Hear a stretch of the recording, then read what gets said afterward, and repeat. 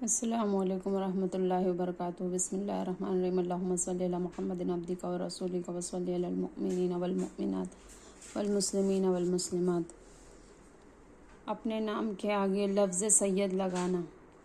میں سگ مدینہ نے بعض متواضع سادات کرام ایسے بھی دیکھے ہیں جو اپنے نام کے آگے لفظ سید، جیسا آج کل رواج ہے، نہ بولتے ہیں نہ لکھتے ہیں۔ وہ حضرات یہ احتیاط اس غرض سے کرتے کہ لوگ بسا اوقات سید صاحب کہہ کر تعظیم شروع کر دیتے ہیں، اور اس طرح پھر شیطان حملہ آور ہو جاتا ہے اور نفس پر قابو پانا دشوار ہو جاتا ہے۔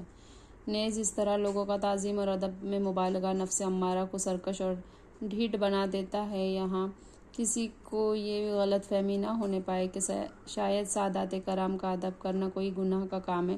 ہرگز ایسا نہیں۔ سادات کرام کا ادب کرنا یقیناً بہت بڑی سعادت ہے، اور ہر حال میں ہمیں سادات کرام کا ادب کرنا ہی چاہیے، مگر ان سادات کرام کی سادگی اور عاجزی پر لاکھوں سلام جو محض ریاکاری کے خوف سے خود کو پوشیدہ رکھتے ہیں۔ ہاں، اگر ریا کا خوف نہیں تو اپنے کو بطور سید ظاہر کرنے میں کوئی حرج بھی نہیں، اور اگر آپ سید گھرانے سے تعلق رکھتے ہو اور اپنے آپ کو چھپاتے بھی ہو تب بھی کوئی حزب نظر پوچھ بیٹھے تو اب جھوٹ بولنے سے بچنا لازمی ہے، کیونکہ ایسا نہ ہو کہ آپ احتیاط کرنے جائیں اور منہ سے جھوٹ نکل جائے اور کبیرہ گناہ کا وبال سر پر آ پڑے۔ مظلوموں کی مدد کرو تو احسان مت جتاؤ۔ پیارے اسلامی بھائی اور بہنوں، گزشتہ طویل حدیث پاک میں شہید غیر مخلص کا ہولناک انجام پیش کیا گیا ہے، لہٰذا اس سے ان لوگوں کو کوئی بھی عبرت حاصل کرنی چاہیے جو کبھی مظلوموں کی مدد کر بھی دیتے ہیں مگر تو محض اپنے آپ کو دل اور بہادر کہلوانے کی غرض سے ایسا کرتے ہیں، اور یوں پھر بھی وہ اپنی بہادری کے قصے بڑھا چڑھا کر لوگوں کے سامنے بیان بھی کرتے ہیں۔ لہٰذا جہاد اور مظلوموں کی مدد میں بھی اخلاص ضروری ہے۔ اپنے منہ سے اپنے آپ کو قاری یا حافظ کہنا۔ نیز اسی حدیث میں اس عالم کا بھی دردناک انجام بتایا گیا ہے جو محض اس لیے علم حاصل کرتا ہے کہ لوگ اسے علامہ صاحب یا قاری صاحب کہا کریں۔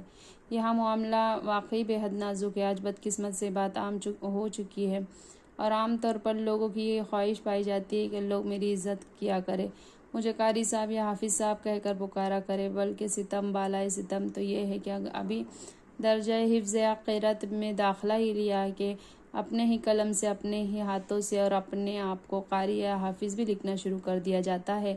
ابھی چند ہی پارے حفظ ہوئے ہیں، لیکن نام پوچھنے پر جھٹ منہ سے نکل جاتا ہے حافظ فلاں۔ ارے میرے محترم بھائی، اگر آخر اپنے فضائل بیان کرنے کی ایسی بھی کیا جلدی ہے؟ پورے حافظ تو ہو لو، اور سچ پوچھو تو اخلاص تو وہی ہے کہ حافظ بھی ہو جائے، مگر پھر بھی اپنے منہ سے اپنے آپ کو حافظ، قاری وغیرہ کہنا بڑا عجیب سا لگتا ہے۔ ظاہر ہے کہ آپ کسی کو اپنے نام کے آگے حافظ لگا کر اپنا تعارف کرائیں گے تو لوگ آپ کی عزت کریں گے، اس طرح آپ کو ریا پیدا ہونے کا پورا امکان ہے، بلکہ بلا کسی صحیح ضرورت کے خود اپنی زبان و قلم سے اپنے آپ کو بطور حافظ و قاری متعارف کرانا ابھی تو ریا ہے۔ یہاں بالکل ظاہر میں یہ خواہش نظر آ رہی ہے کہ لوگ بھی مجھے حافظ یا قاری کہا یا لکھا کرے۔ اگر یہ نیت بھی نہ ہوئی تو نام بتاتے وقت نام کے ساتھ حافظ یا قاری کا کلمہ کیوں لگایا؟ ہاں، اگر ضرورت ہے، مثلاً کسی مسجد یا مدرسے وغیرہ میں امام یا معلم کے طور پر پیش ہونا ہے، تو اب اپنے اوصاف پیش کرے تو کون کرتا ہے؟ منع تو اس صورت میں ہے کہ جی چاہتا ہو کہ لوگوں کو معلوم ہو جائے کہ میں حافظ قاری ہوں، اور حدیث پاک میں ایسے ہی لوگوں کے لیے تو صاف ارشاد موجود ہے، تو جھوٹا ہے، تو نے علم اس لیے پڑھا ہے کہ تجھے عالم کہا جائے، اور قرآن اس لیے پڑھا ہے کہ تجھے قاری کہا جائے، سو کہہ لیا گیا، پھر حکم ہوا اور منہ کے بل گھسیٹ کر جہنم میں ڈال دیا جائے گا۔ دوسرا کوئی حافظ کہہ کر پکارے تو حرج نہیں۔ ہاں، اگر دوسرے لوگ کے انہیں کسی طرح معلوم ہو گیا اور اب اپنی مرضی سے حافظ صاحب یا قاری صاحب، علامہ صاحب وغیرہ القاب سے اگر کسی عالم یا بزرگ کو پکارے تو اس میں کوئی مضائقہ نہیں، جیسا کہ صحیح مسلم شریف کی حدیث میں ہے کہ حضرت سیدنا ابو ذر غفاری رضی اللہ تعالیٰ عنہ فرماتے ہیں کہ رسول اللہ صلی اللہ علیہ وسلم کی خدمت بابرکت میں عرض کیا گیا، یہ فرمائیے آدمی اچھا کام کرتا ہے اور لوگ اس کی تعریف کرتے ہیں، یہ ریا ہے یا نہیں؟ فرمایا یہ تو مومن کے لیے جلد یعنی دنیا ہی میں بشارت ہے۔ اپنے آپ کو صوفی کہنا یا لکھنا۔ اسی طرح اس حدیث پاک میں وہ لوگ بھی درس حاصل کرے جو اپنے منہ سے اپنے آپ کو صوفی کہتے یا لکھتے ہیں، اور ظاہر ہے کہ بیچارے صوفی ہوتے بھی نہیں اور عموماً ان لوگوں کو صوفی کی تعریف بھی نہیں معلوم ہوتی۔ صوفی باصفا تو اپنے اعمال کو چھپاتا ہے اور یہ اپنے آپ کو صوفی کہہ کر تصوف کا اصول بھی توڑ ڈالتے ہیں۔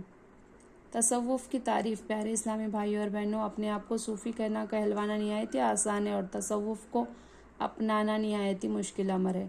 5ویں صدی ہجری کے مشہور و معروف بزرگ حضرت سید ابوالقاسم قشیری رحمۃ اللہ تعالی علیہ اپنی تصوف کی مشہور زمانہ تصنیف رسالہ قشریہ میں تصوف کی تعریف کرتے ہوئے نقل کرتے ہیں، خالی ہاتھ دل کی خوشی کا نام تصوف ہے، یعنی اپنے پاس پھوٹی بادام بھی نہ ہوں، اس قدر فقر و محتاجی کے باوجود اللہ کی رضا پر صبر و شاکر ہو اور اپنے اس حال پر مطمئن و خوش ہو، اور ظاہر ہے اس نازک دور میں ایسا صوفی باصفا نایاب نہیں ہے تو کامیاب ضرور ہے۔ صوفی کی تعریف۔ امام قشری رحمۃ اللہ تعالی علیہ نے رسالہ قشریہ میں متعدد بزرگوں اور صوفیہ کرام کے اقوال نقل فرمائے ہیں، جن میں سے چند پیش کیے جاتے ہیں۔ نمبر 1، حضرت سہل بن عبداللہ رضی اللہ تعالیٰ عنہ فرماتے ہیں، صوفی وہ ہے جو اپنے خون کو رائگاں سمجھے اور اپنی ملکیت کی چیزوں کو لوگوں کے لیے مباح سمجھے،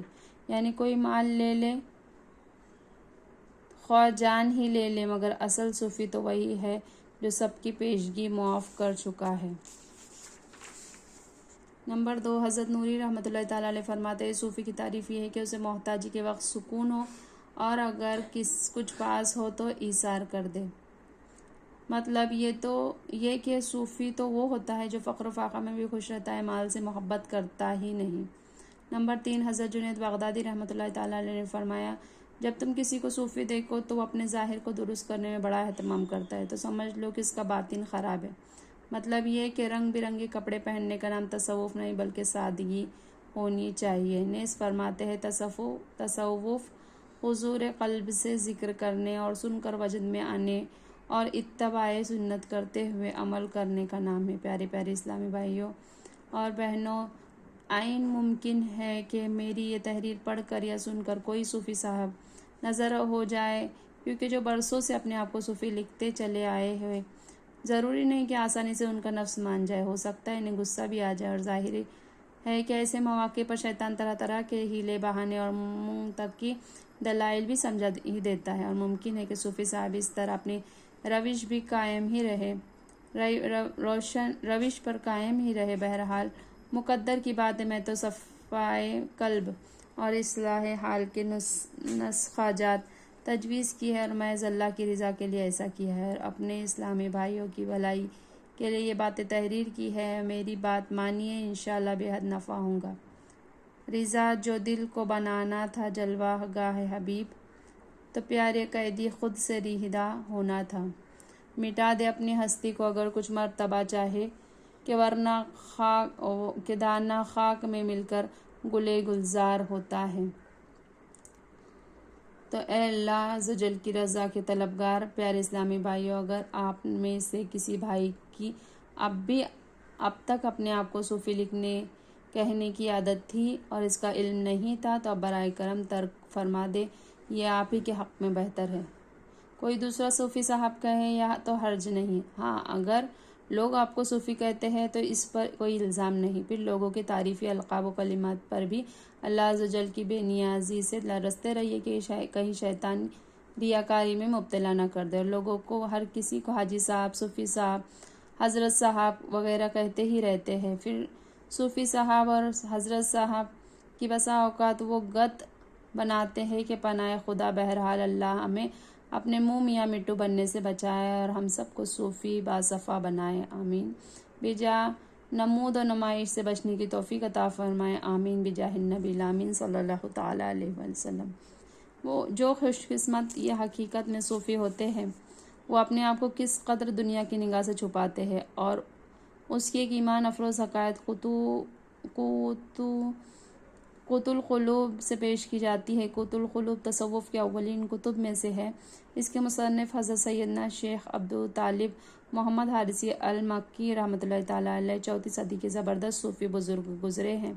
آپ رحمۃ اللہ تعالیٰ علیہ کے تقوی کا یہ حال تھا کہ حرام و شبہ کے کھانے سے بچنے کے لیے ایک طویل مدت تک خود بخود اگ جانے والی مباح گھاس کھاتے رہے، جس کی وجہ سے آپ کی جلد سبز پڑ گئی تھی۔ آپ رحمۃ اللہ تعالیٰ علیہ ایک بزرگ کا نہایت ایمان افروز واقعہ نقل کیا ہے، چنانچہ فرماتے ہیں، عجیب حکایت ہے۔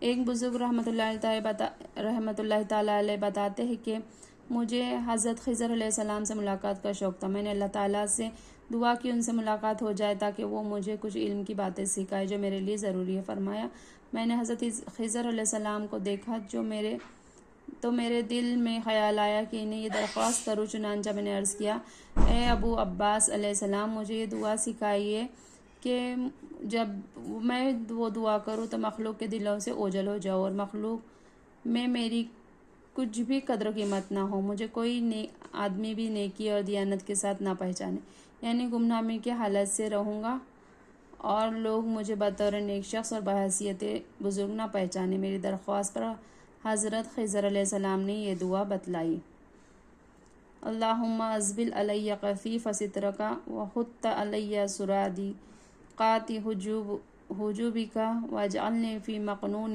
غیبک وحجبنی فی قلوب خلیفتک۔ اے اللہ، مجھ پر اپنا پردہ ڈال دے اور مجھ پر اپنے حجابات کے پردے نازل کر دے اور مجھے چھپا دے اپنی مخلوق کے دلوں میں، مجھے بھلا دے۔ یہ دعا بتانے کے بعد حضرت خضر علیہ السلام تشریف لے گئے اور پھر میں نے انہیں کبھی نہیں دیکھا۔ اس ملاقات کے بعد دوبارہ ان سے ملاقات کی خواہش ہی پیدا نہیں ہوئی۔ میں روزانہ یہ دعا کرتا تھا۔ صاحب قوت القلوب صلی اللہ علیہ وسلم فرماتے ہیں، آخرکار ان بزرگ رحمۃ اللہ علیہ تعالیٰ کی گمنامی میں یہ حالت ہو گئی کہ ذمی لوگ بھی ان سے مذاق کرتے تھے، راہ چلتے ان پر چیزیں پھینکتے تھے، بچے ان کے گرد جمع ہو جاتے تھے۔ اس میں انہیں راحت ملتی تھی اور انہیں قلبی استقامت حاصل رہتی تھی۔ میں عشق میں یوں گم ہو جاؤں، ہرگز پتہ اپنا پاؤں، دیوانہ زمانہ کہہ کر پتھر مجھ پر برساتا رہے۔ سبحان اللہ و بحمدہ، سبحانک اللہم و بحمدک، اشہد ان لا الہ الا انت، نستغفرک و نتوب الیک۔ سبحان ربک رب العزۃ عما یصفون وسلام علی المرسلین والحمد للہ رب العالمین۔ جزاک اللہ خیرا کثیرا، آمین۔